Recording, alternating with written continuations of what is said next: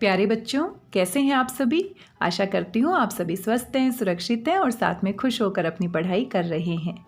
आज की इस वीडियो में आप सभी प्यारे बच्चों का एक बार फिर से स्वागत है। आज हम हल करने वाले हैं हमारी हिंदी की कार्यपत्रिका 93A, जो कि आपको मिली है 21 अक्टूबर 2021 को।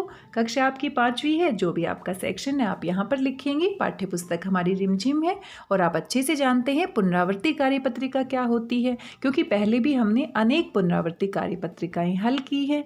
आपने पिछले सप्ताह अनेक कार्यपत्रिकाओं का हल किया है। उन्हीं से संबंधित जो प्रश्न पूछे गए थे उनको इस कार्यपत्रिका में पूछा गया है और इसको हम क्या करेंगे, दोहराएंगे, इसकी पुनरावृत्ति करेंगे। विद्यार्थी का नाम यहाँ पर आपको अपना नाम लिखना है। शिक्षक या शिक्षिका का नाम यहाँ पर आपको अपने हिंदी के अध्यापक या हिंदी की अध्यापिका का नाम लिखना है। आइए देखते हैं कौन कौन से प्रश्न इस कार्यपत्रिका में पूछे गए हैं। बच्चों, आशा है कि आपने अब तक की सभी कार्यपत्रिकाएं ध्यानपूर्वक करते हुए बहुत सारी नई बातें सीखी होंगी। आइए आगे बढ़ने से पहले उनको दोहरा लेते हैं, क्योंकि जो भी बात हम सीखते हैं उसको दोहराना बहुत आवश्यक है। अगर हम उसको नहीं दोहराते हैं तो थोड़े समय के बाद उनको हम क्या कर देते हैं, भूल जाते हैं। तो इसीलिए बार बार अभ्यास करना, उनको दोहराना काफ़ी आवश्यक हो जाता है। तो आइए देखते हैं कौन कौन सी कार्यपत्रिकाओं में किस किस तरह के प्रश्न पूछे गए थे और वहीं से उसी तरीके के प्रश्न यहाँ पर भी पूछे गए हैं। नीचे दी गई तालिका में से पाठ के आधार पर सही उत्तर छांटकर कॉपी में लिखिए।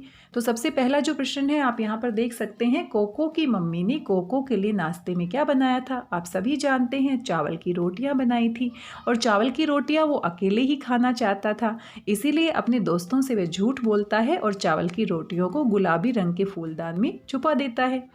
आगे देखते हैं, नीनी कोको के घर क्यों आया था। अब नीनी कोको का दोस्त होता है और वो कोको के घर आता है रेडियो की खबर सुनने के लिए, क्योंकि उसके घर पर जो रेडियो था वो खराब हो गया था और इसी कारण से वो कोको के घर आता है ताकि रेडियो पर खबर सुन सके। तो जो हमारा सही उत्तर है उसको आपने यहाँ पर लिखना है। आगे आपसे पूछा गया है, निम्नलिखित वाक्यों में कारक चिन्ह का प्रयोग करते हुए वाक्य पूरा कीजिए।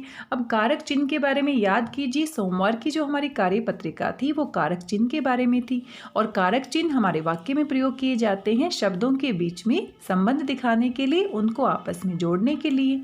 तो यहाँ पर हमें कारक चिन्ह का प्रयोग करते हुए इस प्रश्न का उत्तर देना है। मोहन खालिस्तान पत्र लिखा। तो यहाँ पर जो खालिस्तान है उसमें कौन सा कारक चिन्ह आएगा, तो यहाँ पर कुछ विकल्प आपको दिए गए हैं। तो मोहन ने पत्र लिखा, तो क्या सही है, मोहन ने पत्र लिखा। तो यहाँ पर क्या आएगा, ने। राधा गुड़िया खालिस्तान खेल रही है। अब राधा गुड़िया और यहाँ पर खालिस्तान है तो कौन सा कारक चिन्ह आएगा, आप समझ ही गए होंगे। राधा गुड़िया से खेल रही है, गुड़िया से खेल रही है, तो यहाँ पर क्या आएगा, से। भारत खालिस्तान राजधानी दिल्ली है, तो भारत की राजधानी दिल्ली है, तो यहाँ पर क्या लिखेंगे, हम की लिखेंगे और ये सभी क्या हैं, हमारे कारक चिन्ह हैं। आइए आगे बढ़ जाते हैं, प्रश्न संख्या 3 देख लेते हैं।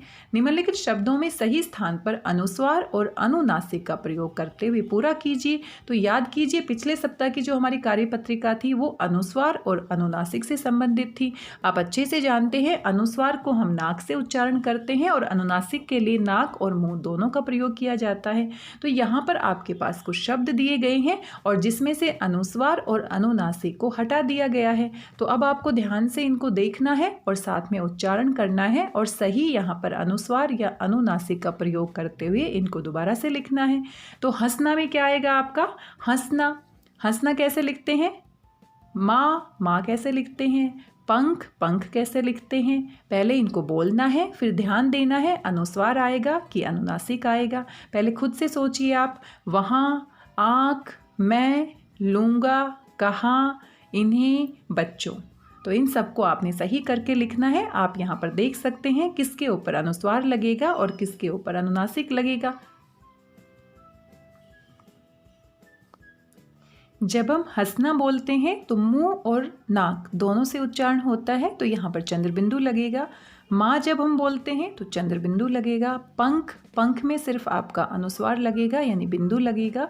वहाँ, वहाँ में भी चंद्र बिंदु लगेगा। आँख, आँख में भी चंद्र बिंदु लगेगा। म में सिर्फ आपका बिंदु लगेगा। लूँगा, लूँगा में भी चंद्र बिंदु लगेगा। कहाँ, कहाँ पर भी चंद्र बिंदु लगेगा। इन्हें, इन्हें पे अनुस्वार लगेगा और बच्चों, बच्चों पर अनुस्वार लगेगा। इस तरीके से इन सभी शब्दों को सही अनुस्वार और सही अनुनासिक के साथ आपको दोबारा से लिखना है। आज की इस कार्यपत्रिका में कुल 3 ही प्रश्न पूछे गए थे। आइए आगे देखते हैं। आगे आप अच्छे से जानते हैं, माता पिता के लिए भी सुझाव दिए जाते हैं। बच्चों को नाश्ते की महत्ता के बारे में जानकारी दीजिए। सुबह सुबह नाश्ता करना हमारे लिए कितना आवश्यक है, क्योंकि सुबह सुबह अच्छे से हम खाना खाएंगे तभी अच्छे से काम कर पाएंगे। हमारा जो शरीर है और जो हमारा मन है दोनों स्वस्थ रह पाएंगे। बच्चों से उनके और घर के सभी सदस्यों के मनपसंद नाश्ते के बारे में जानकारी एकत्रित कर उन्हें एक तालिका बनाने के लिए प्रेरित कीजिए। आप एक गतिविधि कर सकते हैं, एक्टिविटी कर सकते हैं। अपने घर के सभी सदस्यों से बातचीत कीजिए किसको नाश्ते में क्या क्या खाना पसंद है, और उनकी पसंद के हिसाब से आपको उनके नाम और उनकी पसंद का खाना उनके आगे लिखना है और एक तालिका तैयार करनी है। तो इस तरीके से इस गतिविधि को भी आप पूरा कर सकते हैं। कोविड-19 के दौरान आप अच्छे से जानते हैं अपने हाथों को साबुन और पानी से नियमित रूप से धोना है, खुद भी सुरक्षित रहना है और दूसरों को भी सुरक्षित रखना है। आज की इस कार्यपत्रिका में कुल इतने ही प्रश्न पूछे गए थे। आशा करती हूँ सभी आपको समझ में आ गए होंगे और सभी को आप सुंदर और साफ साफ लिखाई में अपनी हिंदी की कॉपी में पूरा कर लेंगे। मिलते हैं अगले वीडियो में किसी नई कार्यपत्रिका के साथ। तब तक स्वस्थ रहिए, व्यस्त रहिए, मस्त रहिए, खुश होकर पढ़ते रहिए। मेरी भाषा हिंदी भाषा परिवार के साथ जुड़ने के लिए आप सभी का धन्यवाद, बहुत बहुत धन्यवाद।